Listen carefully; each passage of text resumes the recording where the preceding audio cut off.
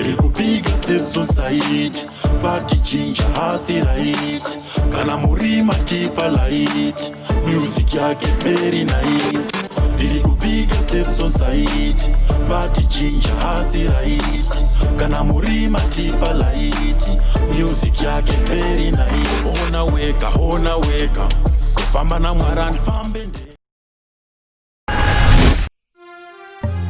Nikuti moyo wangu unoparara Sanidaro na sanajeka Uniwa wangu niweru warangu Sadaro Nikuti moyo wangu unoparara Sanidaro Mwari ndakutongoisa ndakutongotatsa nekuti vashina pasipora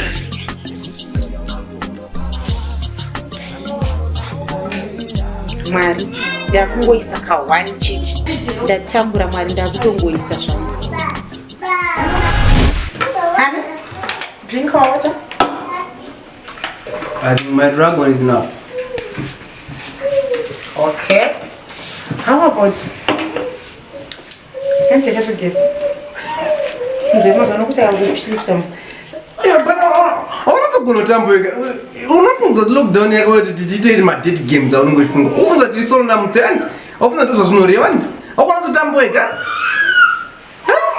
Wamkazi mkuru wone mwana untato zulu zanzanza ndege zanjo gize.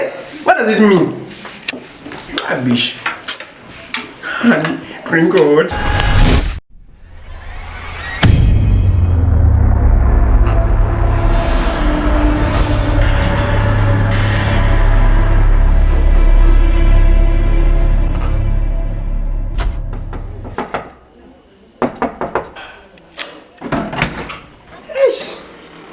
Chirungu jeje tutakatambura nepamusoro then repazasi pane vanhu here panapa. Anyway rega ndingopinda ndingatokangana zvanzi kana uri murume unofanira kubvisa ngowani kana waandero kulwa musasiya tepe masina akadai so rega ndimborinza dragon cherere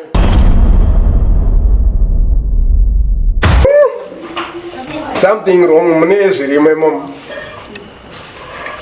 Aizi tepe best here. Ode mambatira iri kuita pachifuwa apa pamasosi.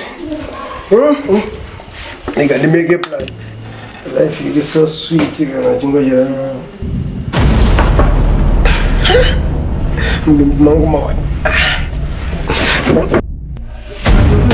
Wewe hapana anybody you.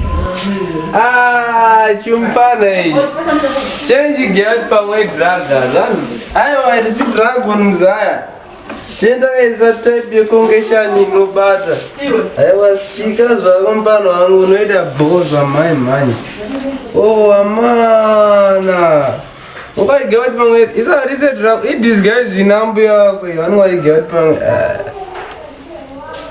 Tava kapeza kesi. Not the rest in peace.